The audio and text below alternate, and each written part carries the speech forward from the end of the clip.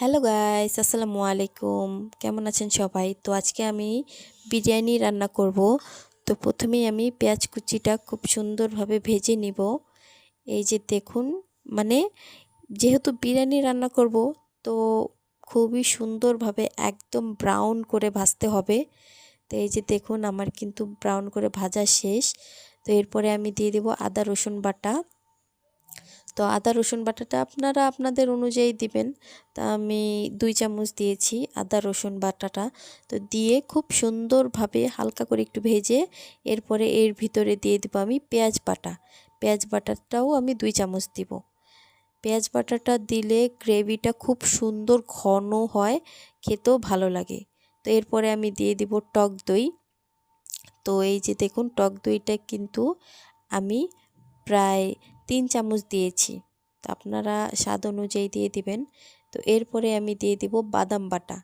এখানে সব ধরনের বাদাম মিলিয়ে, কিশমিশ, কাজু বাদাম, পেস্তা বাদাম, চীনা বাদাম, সব বাদাম মিলিয়ে কিন্তু আমি বেটে নিয়েছিলাম। তো এরপরে আমি ভেজে নিব খুব সুন্দরভাবে। তো এরপরে আমি দিয়ে দেব এর ভিতরে টমেটো সস। তো আপনারা পরেও দিতে পারেন, তো আমি একসাথেই দিয়ে দিলাম। তো এরপরে দিয়ে দেব কাঁচামরিচ। কাঁচামরিচটা আমি মাঝখান থেকে একটু ভেঙে তারপরে দিয়েছি। তো এরপরে দিয়ে দিব সয়া সস। দিয়ে এর ভিতরে দিব আমি মরিচের গুঁড়া, মানে মরিচের গুঁড়াটা আপনার ঝাল যেমন খান তেমন দিবেন। তো এরপরে দিয়ে দিব লবণ আর ধনিয়া গুঁড়া দিয়ে খুব সুন্দরভাবে একদম মিশিয়ে নেবেন। এই যে আমি দুটো তেজপাতা মাঝখান থেকে কেটে তারপরে দিয়েছি। তো এর ভিতরে আমি দিয়ে দিব বিরিয়ানি মশলা। বিরিয়ানি মশলাটা আমি মানে অর্ধেকটা দিব আর বাকি অর্ধেকটা আমি চালের সাথে ভাজবো। তো এই যে দেখুন, একদম সুন্দরভাবে কষাতে হবে যাতে তেলটা বেরিয়ে আসে। এই যে দেখুন, আমার মশলা কিন্তু একদম কষানো পারফেক্ট। এই যে তেলটা বেরিয়ে আসছে, এরকমভাবে মশলা কষালে কিন্তু খেতে খুবই ভালো হয়। তো এই যে আমি মাংসটা দিয়ে দিলাম। মাংসগুলি অতিরিক্ত বড় করে কাটবেন না, আবার একেবারে ছোট্ট করেও কাটবেন না, মিডিয়াম করে কাটবেন যাতে খেতেও ভালো লাগে, মশলাগুলো খুব সুন্দরভাবে মিশে যায়। তো এই যে দেখুন, আমি খুব সুন্দরভাবে কষিয়ে নিচ্ছি।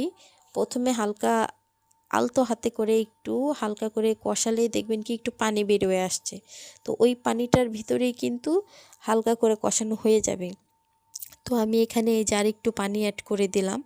তো আরেকটু পানি দিয়ে এরপরে আমি খুব সুন্দরভাবে একটু কষিয়ে নেব। তো আপনারাও কিন্তু এভাবে কষিয়ে নেবেন। মাংসটা আপনি যত সুন্দর করে রান্না করতে পারবেন, বিরিয়ানিটা খেতেও কিন্তু খুবই মজা হবে। তো এই যে দেখুন, আমার মাংস কষানো কিন্তু একদম রেডি। তো এরপরে আমি চালটা দিয়ে দেব। আমি মাংসের ভিতরে চালটা দিয়ে আজকে একেবারে রান্না করব। আর আপনারা চাইলে আগে চালটা ফুটিয়ে পরেও মাংসটা দিয়ে মিলিয়ে তারপরে 10 মিনিট দমে রাখলেই কিন্তু আপনাদের বিরিয়ানিটা রেডি হয়ে যাবে।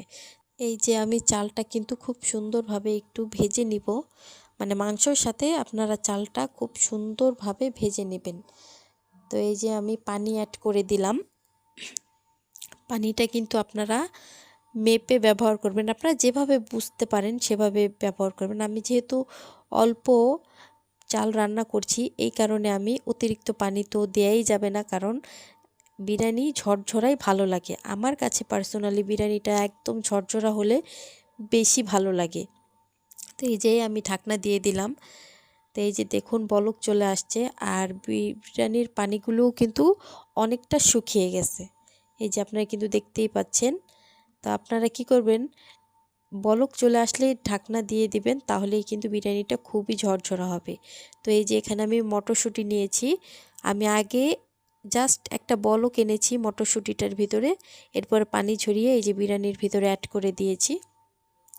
এই যে দেখুন, আমার বিরিয়ানিটা কিন্তু একদম পারফেক্ট আর খুবই ঝরঝরা হয়েছিল, খেতেও কিন্তু দুর্দান্ত হয়েছিল। এই যে আমি আমার বাচ্চাকে খাইয়ে দিচ্ছিলাম। তো এতটা মানে মাংসগুলো এতটা সফট হয়েছে, বিরিয়ানিটা খেতে যে এত মজা হয়েছে, এই যে দেখতেই কিন্তু আপনারা পাচ্ছেন বিরিয়ানিটা কিন্তু অনেক ঝরঝরা হয়েছে।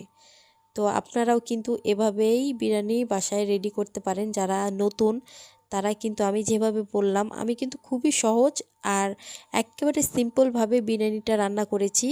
যারা নতুন তারা কিন্তু এভাবেই বিরিয়ানি রান্না করতে পারবেন। তো তো আপনারা সবাই ভালো থাকবেন, সুস্থ থাকবেন, আমার জন্য দোয়া করবেন, অবশ্যই আমার চ্যানেলটা সাবস্ক্রাইব করবেন আর ভিডিওটি ভালো লাগলে শেয়ার করে দিবেন। আল্লাহ হাফেজ।